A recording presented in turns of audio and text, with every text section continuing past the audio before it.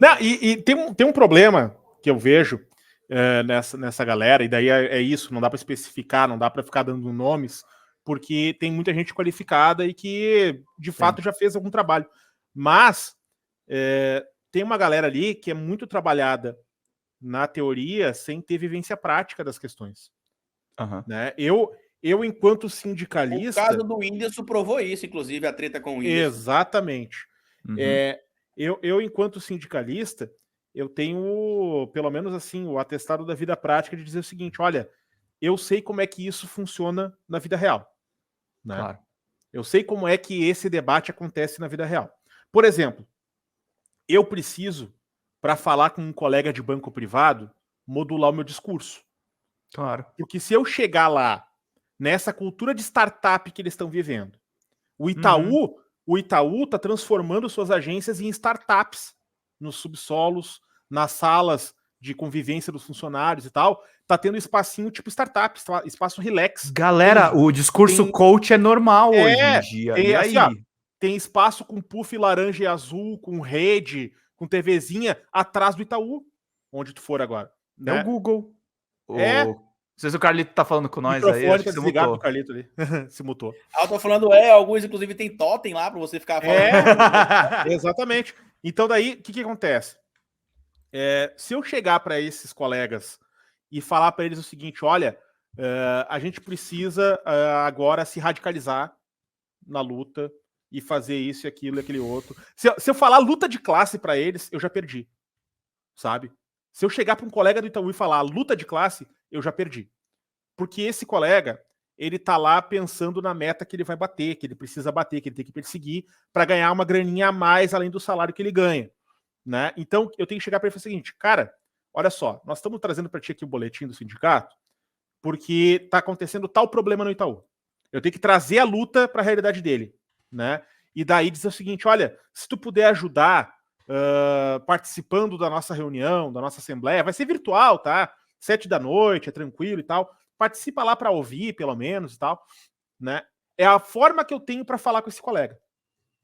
Se eu chegar dizendo agora é a hora de se radicalizar, nós temos que lutar contra tudo que está aí, acabar com essa noção de Estado e não sei mais o que, acabou, perdi o debate.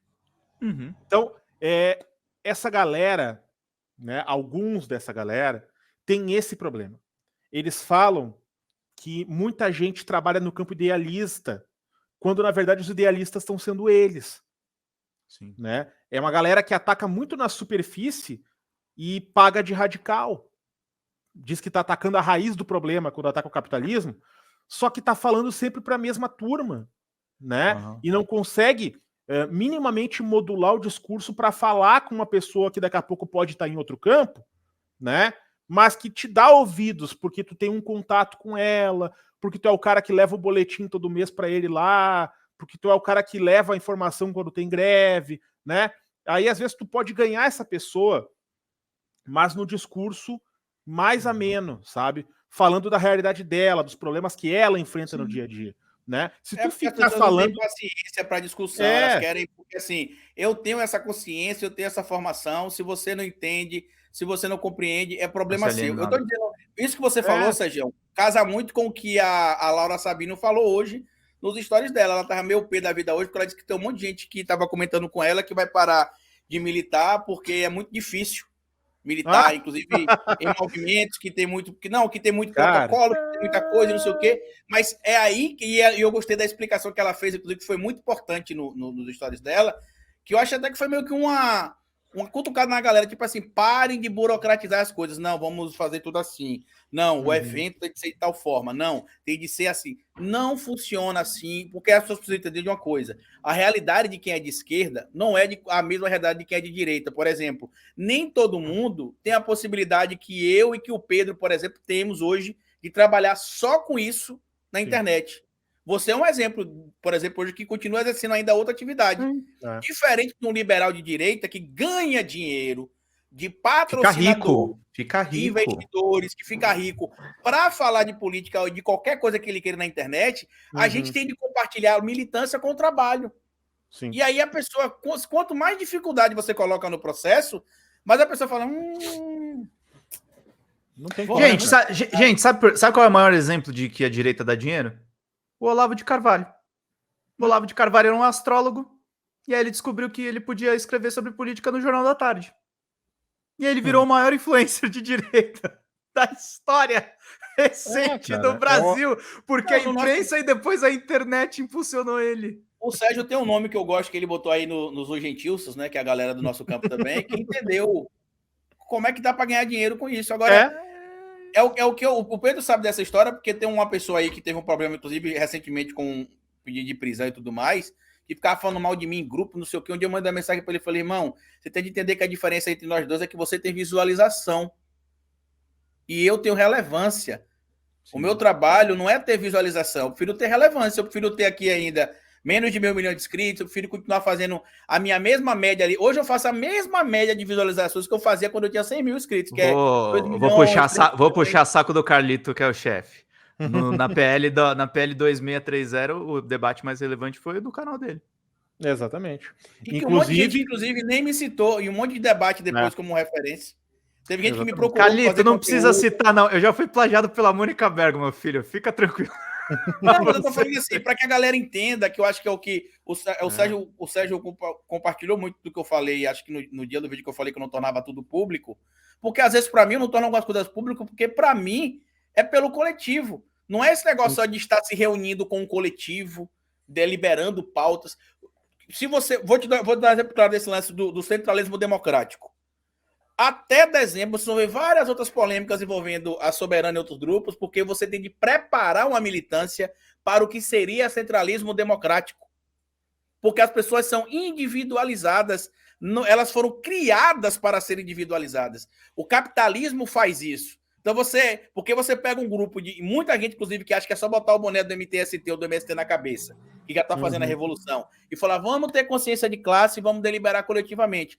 As pessoas têm interesses individuais. O iluminismo explica isso, inclusive Adam Smith fala lá, ó, que o homem tem interesses inerentes à individualidade dele. Quando a gente fala em discutir coletivamente, a gente tem de abrir mão destes interesses também. E essa parte não é ensinada. Não, e tanto que tem muita gente dentro desses espaços coletivos aí, Carlito, que acaba levando a sua individualidade para essa discussão e fazendo valer, na verdade, a sua vontade sobre o coletivo. O que é muito diferente de coletivizar um debate. Né? Tem assim, ó, por exemplo, teve caso de gente que foi ejetada do coletivo que até hoje está relatando lá o que aconteceu. Pô, eu também fui ejetado de um grupo aí esse dia que eu não concordava. Sofri abuso psicológico, fui perseguido, fui taxado disso e daquilo, aquele outro, até que eu pulei fora, que eu não aguentei mais, que eu tava tendo síndrome do pânico e tal. Sabe, esse tipo de coisa acontece demais, de as pessoas venderem uma imagem de que estão trabalhando coletivamente, quando na verdade elas estão impondo o seu ego, impondo a sua vontade sobre os demais. Né? Inclusive, eles dizem que não tem líder, mas é o que eu falei, vocês não têm líder, mas a sociedade vê sim alguns líderes, porque é vendido assim. Não, mas não tem líder. Eu falei, vocês podem dizer que não tem, mas a sociedade já escolheu quem são os líderes de vocês, e isso vai gerar problema, porque Pedro, você é um cara, inclusive, que é mais à esquerda, assim como eu também. Eu dei uma brecada nesse lance do tal radicalismo quando eu entendi que a gente precisa ter um amadurecimento coletivo. Senão a gente vai virar um bando de frustrado ali no campo da esquerda e a gente vai reduzir a nossa própria luta. Não é que a gente tem de desistir da luta, ao contrário, a gente tem de entender. E essa questão de radicalizar... vamos parar para pensar uma coisa. Por exemplo, não tô... Eu sei o quanto o Lula faz inflexões... Você tá dando a real, né? Hã? Você não tá jogando água no chope de ninguém, a gente tá mandando a real. Mandando a real, uma coisa que eu fico vendo, assim, o cara vai fazer uma live de leitura de Marx. Pô, legal, bacana, importante as pessoas terem informação cultural e tal. Mas, meu irmão, deixa eu contar uma coisa para vocês. A Europa acabou de passar pela maior onda de calor. Como é que a gente vai falar de radicalização? Vamos ficar na palavra radicalização, sem falar de sustentabilidade. Eu não vejo nenhum desses coletivos falando sobre isso. Economia verde... Quando fala de forma abstrata, né? Generalista. É abstrata ou pior, vai falar que isso aí é uma pauta, não é o Soberana. Evidentemente que não. Uhum. Tipo aqueles grupos de teoria da conspiração mentirosa do PCO que diz que isso é pauta identitária. É pauta identitária, é pauta imperialista, sabe? É um tipo de coisa que é o seguinte, isso aí é distração liberal, isso aí é debate liberal. Né? Já vi? Alguém precisa explicar assim, fulano, passamos pelos anos 90, passamos pelos anos 2000. O neoliberalismo venceu nesse período, não sei se vocês lembram disso aí. Uhum. Entendeu? O banco tem a cultura de coach e o Sérgio não consegue falar direito sobre sindicalismo por causa disso. É um negócio... assim, ó, Margaret Thatcher venceu, cara. Thatcher venceu. Não é a velhinha só que os caras foram lá e mijaram no último. Ela foi primeira-ministra por acho que 3 mandatos. O legado dela tá vivo até hoje, em pessoas como Eduardo Leite, inclusive. Né? Ó, nós estamos aqui agora, por exemplo, no estado do Rio Grande do Sul, com regiões do estado com 15 dias sem energia elétrica, desde o temporal, desde o ciclone que passou por aqui, porque a empresa de energia elétrica foi privatizada pelo governador do Leite, né? E a que assumiu não está dando conta de consertar, não está se interessando em consertar a rede elétrica. O que está bombando sobre Eduardo Leite? Aí é um debate sobre João Willis. A briga dele com o João Willis. Exatamente. Aí fica fácil, né? É isso que a galera não consegue entender. Quando você vai lá e faz um react do Monark, o Monark não fica mais forte, ele fica mais influente, mesmo com as contas banidas. Quando você vai falar e faz um react do Kim Kataguiri, o Kim que tava lá no lodo da história começa a ter traço de audiência de novo. É o tipo de coisa assim que assim, tu tem que saber onde é que tu vai atacar. Tu pode atacar, tu pode mostrar. Agora tu tem que saber como. Tu tem que saber o quê. Tem que saber qual é que é a pauta que é relevante para aquela pessoa.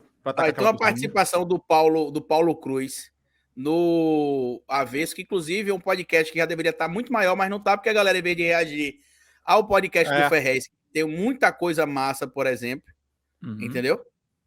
Prefere reagir com gente tosca, entendeu? Mas olha o que o Paulo Cruz fala aqui, que é o pensamento que está chegando na periferia e essa galera não está conseguindo entender sobre o comunismo especificamente. Aqui, ó. Inclusive, a minha crítica, ou muito da minha crítica aos movimentos atuais, tá pautada nisso, assim, entendeu? De que parece que os caras pararam de olhar para dentro com o olhar de quem tá lá dentro. Ele está se referindo ao movimento negro, né? Mas eu quero me referir ao movimento de esquerda e até o negro também, de certo modo. Eu não estou concordando com o que o Paulo está falando na entrevista, mas nesse ponto aqui é o ponto que eu quero trazer. Por exemplo, existe hoje uma discussão se eu sou negro ou não sou, porque eu sou mestiço. Minha mãe é negra e meu pai é branco. Então, como eu disse, inclusive, recentemente no vídeo, eu sou preto demais para ser branco e branco demais para ser preto. Ricardo faz uma colocação aqui. Alguém leva o PCO a sério? Não leva, mas o 247 está republicando Nova Resistência. Segue.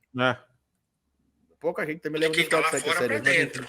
Tipo, trazer esse bagulho de Lenin, Marx para dentro do movimento aqui, que era quebrado. Por exemplo, para trazer a visão de quem tá lá fora para dentro.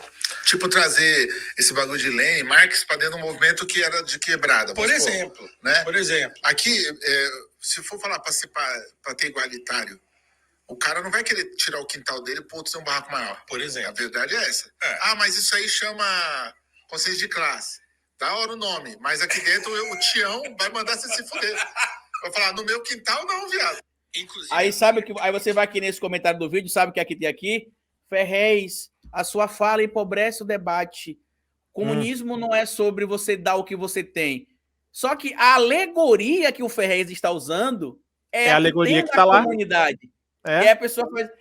A pessoa não consegue nem entender que é uma alegoria, que ele não está dizendo que é o que ele pensa, que é o que o Tião acha que consciência de classe, por exemplo, é ele ter um quintal em casa e abrir mão do quintal e dar para quem não tem casa para construir. E não é isso. E essa galera fala o quê? É porque eu não vou ler aqui o comentário, porque na época eu até fiquei puto, porque eu fui ler o comentário aqui que tinha assim, isso empobrece o debate. Vindo de você. Aqui, eu vou ler alguns comentários só para você ver aqui do tipo de comentário que tem aqui, ó. Rapidinho. Olha os comentários, ó. Cadê? Faz sentido o Ferrez passar pano pro Monark e ir pra Rambo. Caralho, como é que ele não entende o óbvio?